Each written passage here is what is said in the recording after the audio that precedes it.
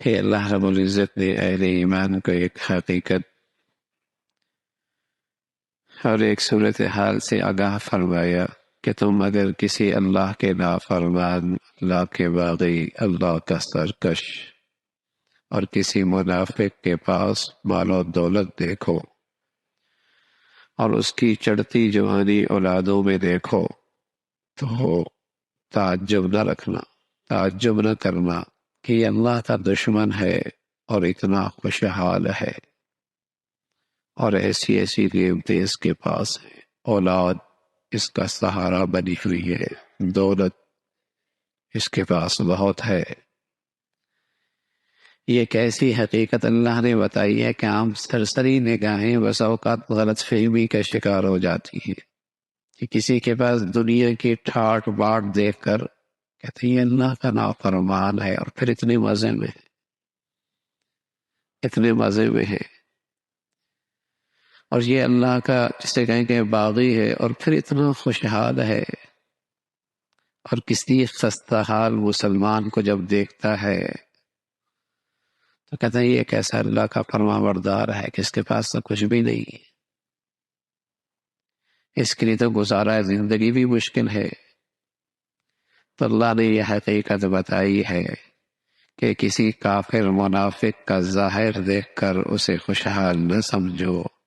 اور کسی مسلمان کی ظاہری خستی حالت دیکھ کر اسے معمولی نہ سمجھو۔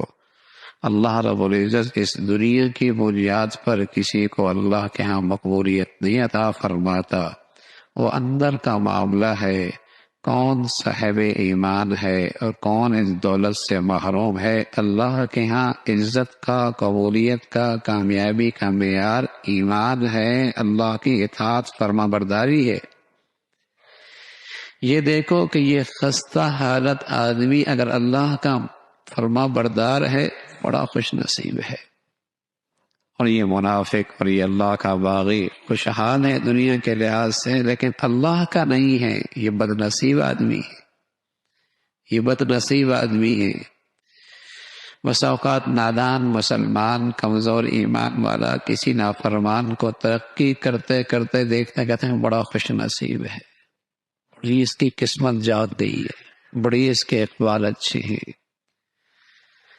حالانکہ بس اوقات وہی جو اسے خوشحالی اور نعمت نظر آ رہی ہوتی ہے، حقیقت میں اس کے حق میں زحمت ہوتی ہے، عذاب ہوتا ہے، بہت بڑا فتنہ ہوتا ہے،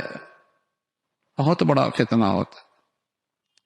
تو اللہ کریم نے اسی کا تذکرہ فرمایا کہ تمہیں ان کے اموال اور ان کی اولاد تعجب میں نہ ڈالے،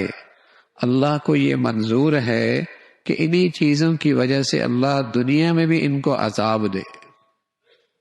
دنیا ہی میں ان کو عذاب دے۔ اللہ کا باغی کتنا ہی ظاہری طور پہ خوشحال کیوں نہ ہو، اللہ اسے اندر کا عذاب تو دیتا ہی دیتا ہے، وہ کبھی پرسکون